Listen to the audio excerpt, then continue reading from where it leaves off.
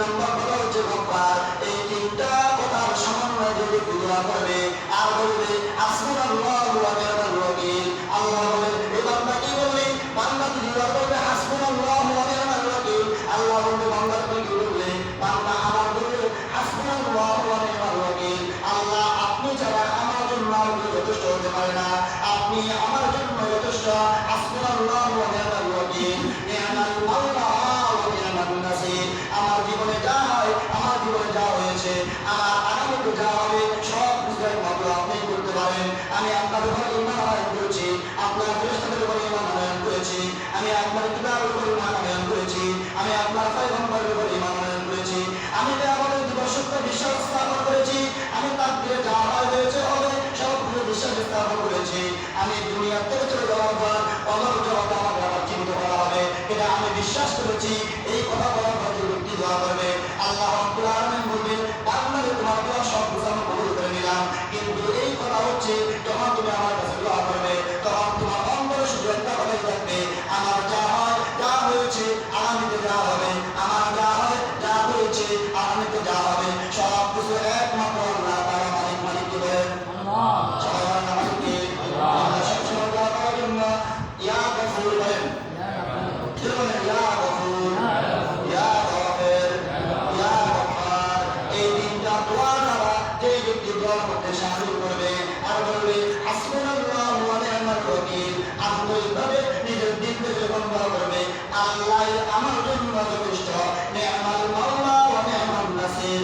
আল্লাহ ছাড়া আমাদের কোনো কাজে, আল্লাহ ছাড়া আমাদের কোনো কাজে হেল্প করতে পারে না, আল্লাহ ছাড়া আমার টাকা পয়সা কোনো কেউ বরকত দিতে পারবে না, আমার বিবাহের মধ্যে সুন্দর আমার জন্য নেককার স্ত্রী আল্লাহ ছাড়া আর কেউ দিতে পারে না।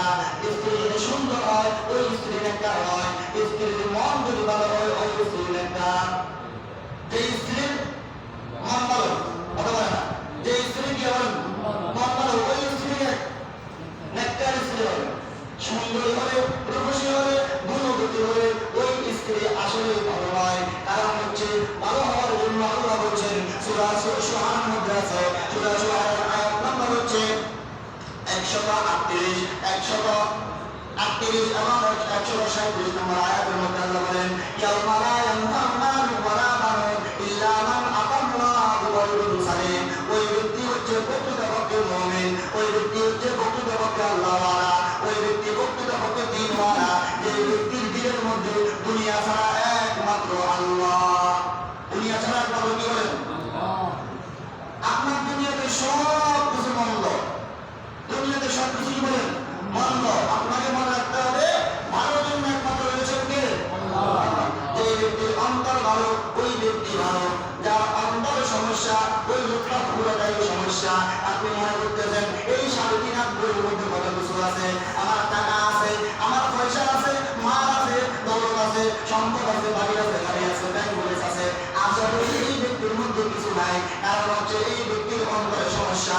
যার অন্তরে সমস্যা ওই ব্যক্তির টাকার সমস্যা, যার অন্তরে সমস্যা ওই ব্যক্তির বাড়িতে সমস্যা, যার অন্তরে সমস্যা ওই ব্যক্তির গাড়িতে সমস্যা, যার অন্তরে সমস্যা ওই ব্যক্তির দ্বন্দ্বরোগী সমস্যা, যার অন্তরে সমস্যা ওই ব্যক্তির ব্যাংক ব্যালেন্সের সমস্যা, আর যার অন্তর ঠিক ওই ব্যক্তির টাকাও ঠিক, বাড়িও ঠিক, গাড়িও ঠিক, দ্বন্দ্বরোগী এবং ব্যাংকগুলি সব কিছু ঠিক। তাহলে সর্বপ্রথম আমাকে যদি ঈমানদার হতে হয় আমার দিল ঠিক করতে হবে। যে ব্যক্তির দিল ঠিক হবে না, যে ব্যক্তি অন্তর পরিশুদ্ধ করবে না, যে ব্যক্তি আত্মাকে পরিশুদ্ধ করবে না, ওই ব্যক্তি কখনো প্রকৃতপক্ষে ঈমানদার হতে পারে না। তাহলে ঈমানদার হওয়ার জন্য আর আল্লাহ তাআলার বিশ্বস্ত হওয়ার জন্য দিল ঠিক করতে হবে। কথা বুঝছেন আপনারা? কি বলছে? মাইদা মাহমুদ ফাহিশা, আমার কোনো গুনাহ হয়ে গেছে, আল্লাহু আল্লাহ মহান রাসূল আমি জুলুম করেছি, পাঁচটা উপায় দিন আল্লাহ আপনার দরবারে রহমতের জন্য আসছে, কান্নাকাটি করার জন্য আসছে। ফাস্তাগফিরুল্লাহ, আল্লাহ তাআলাকে ক্ষমা করতে পারে? আল্লাহ তাআলাকে ক্ষমা করতে পারে না। ফাস্তাগফিরুল্লাহ ওয়াস্তাগফিরু লিযুনুবিকুম। আল্লাহ তাআলা বলেন যে গুনাহ তুমি মনে করেছো এটা গুনাহ, যে গুনাহ তুমি বান্দা মনে করেছো এটা গুনাহ, এটা মনে করে তুমি গুনাহটাকে ছেড়ে দিয়েছো, তুমি আল্লাহর দরবারে আল্লাহর প্রিয় বান্দাদের মধ্যে শামিল হয়ে গিয়েছো। সুবহানাল্লাহ। আপনারা কি আমার কথা বুঝতেছেন? সবাই আমার কথা বুঝতেছেন? বুঝতে পারেন, বুঝে বলবেন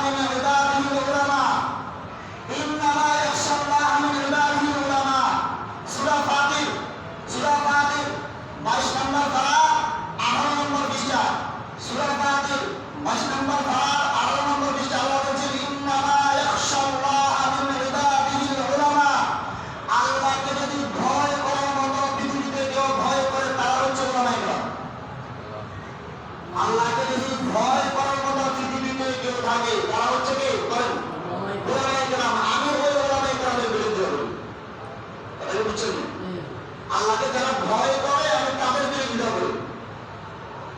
এবার বলেন আমার অন্তরে কি পরিমাণ ভয় থাকার দরকার ছিল আমাদের বিরোধিতা করার আগে? আমার অন্তরে কি পরিমাণ ভয় অনুশোচিত করার দরকার ছিল আমাদের বিরোধিতা করার আগে? আমি আমাকে চিন্তা করি, আমি আরেক ভাইকে নিয়ে চিন্তা না করি, নিজেকে নিজে চিন্তা করি, আমি আরেক ভাই সংশোধন করে দেখবো, আমি আমাকে সংশোধন করি। কি কথা বলে না? হাদিসে আছে রাসূলুল্লাহ সাল্লাল্লাহু আলাইহি ওয়াসাল্লাম বলেছেন আমার ওয়ারিস হচ্ছে উলামায়ে কেরাম, আল উলামা ওয়ারাসাতুল আমবিয়া ওয়া ইন্নাল আমবিয়া লাম ইওয়ারিসু দীনারান ওয়ালা দিরহামা ওয়ালাকিন ওয়ারিসুল ইলম। এটা রাসূলুল্লাহর হাদিস। আর এর আগে যেটা বলেছি আল্লাহ তাআলা বিধান। যাই হোক আল্লাহ তাআলা আমাদেরকে হেফাজত করেন, বলেন না আমিন। আচ্ছা, এই যে জুমার আলোচনা আপনাদের সামনে করতেছি, কথা বলতেছেন, এই যে জুমার আলোচনা করতেছি এটা কি নিজের থেকে বানাই করতেছি না আপনার হাদিস থেকে বলতেছি? আজকে 3 বছর আপনাদের সামনে জুমার আলোচনা করতেছি। এই 3 বছর চলতেছে আমার এই মসজিদে খেদমত। এই 3 বছরে আল্লাহর কসম, আল্লাহি আ'লাম ওয়া রাসূলুহু, আল্লাহি আ'লাম ওয়া রাসূলুহু, আল্লাহি আ'লাম ওয়া রাসূলুহু, আমি আল্লাহর দরবারে কসম করে বলতে পারি আমি এই মিম্বরে বসে আজ পর্যন্ত আপনাদের মনে একটা ফাহিশা কথা বলিনি। তারপরেও বলি সবাইকে উদ্দেশ্য করে, মানুষ নিয়ে যায় নিজের পকেটের দিকে, বলি সবাইকে উদ্দেশ্য করে। আচ্ছা বলেন তো, সত্য কথা বলে মিম্বর থেকে আলোচনা হবে নাকি ওয়াজ মাহফিলে আলোচনা হবে? মিম্বর থেকে আলোচনা হবে। রাসূলুল্লাহ যদি ওয়াজ মাহফিলের জন্য মিম্বর ছিল, মিম্বরটা প্রত্যেকটা আলেমের কাছে আমানত। এই জায়গা থেকে যে ব্যক্তি মিথ্যা আরোপ করবে, কেউ যদি আমার মিথ্যা প্রমাণ করতে পারে, আমি কেন ধরে পুনরাবসা করে চলে যাবো? কেউ যদি আমার বিরুদ্ধে মিথ্যা আরোপ যদি প্রমাণিত করতে পারে আমি মিথ্যা বলেছি, আল্লাহর কসম করে আপনাদের সামনে বলতেছি, সবার সামনে বলতেছি, প্রত্যেকটা মুসলমানের সামনে কান ধরে সামনে চলে যাবো। মিথ্যা বলার জন্য মিম্বরের দায়িত্ব নিয়ে নেন, মিথ্যা বলার জন্য আল্লাহর নবীর মিম্বরে আমার উপরে দায়িত্ব নিয়ে নেন। মিথ্যা কে বলবো আমি?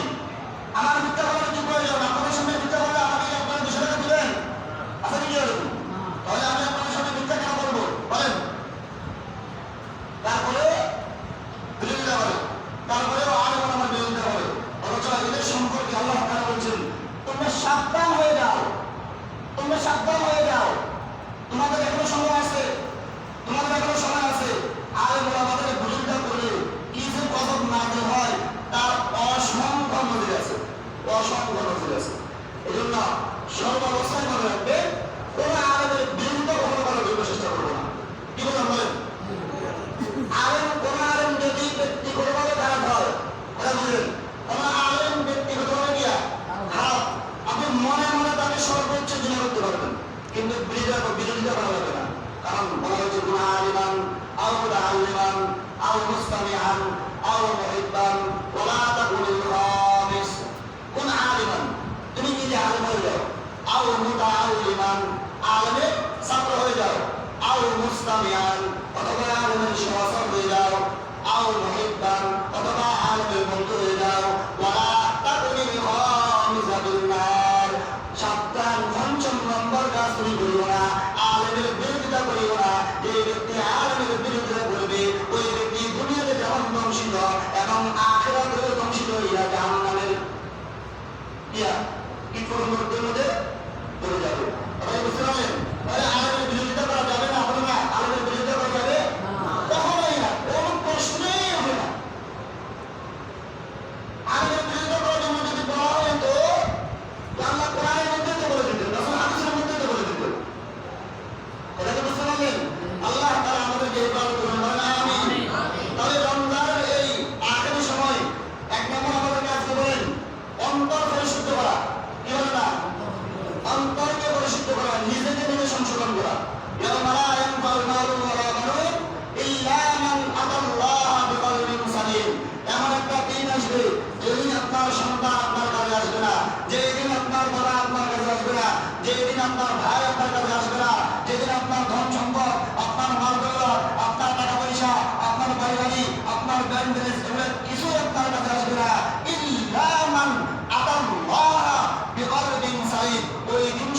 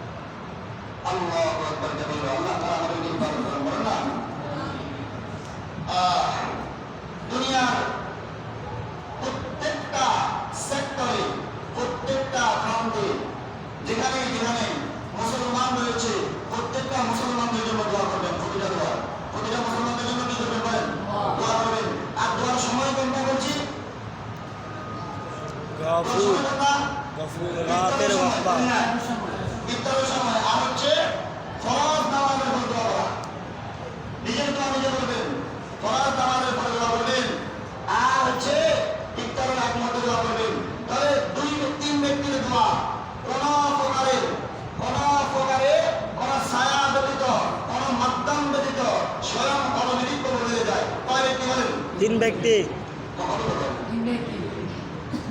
কথা বুঝেন আপনারা? আপনাদের বুঝেন? উত্তর দেন না কেন? তিন ব্যক্তির দোয়া কোনো মাধ্যম ব্যতীত স্বয়ং আল্লাহর দরবারে কবুল হয়ে যায়।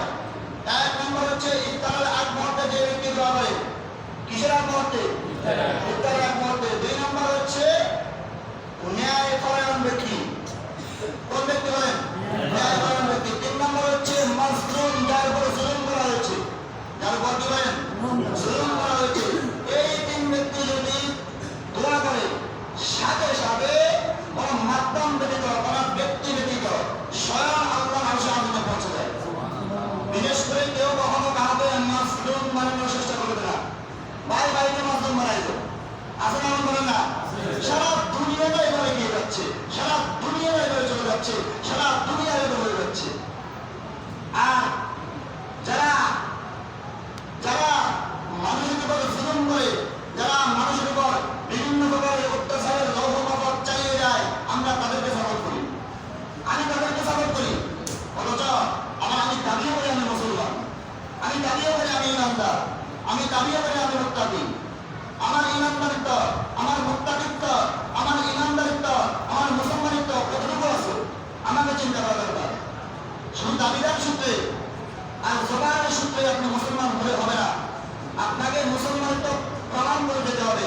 কারণ আল্লাহ বলছেন ইয়া আইয়ুহাল্লাযীনা আমানুত্তাকুল্লাহ হাক্কা তুকাতিহি ওয়া লা তামুতুন্না ইল্লা ওয়া আনতুম মুসলিমুন। তোমরা মুত্তাকি আর প্রকৃত মুসলমান হওয়া ব্যতীত কবরে আসো না। কবরে যেতে হবে? কবরে যাওয়া লাগবে?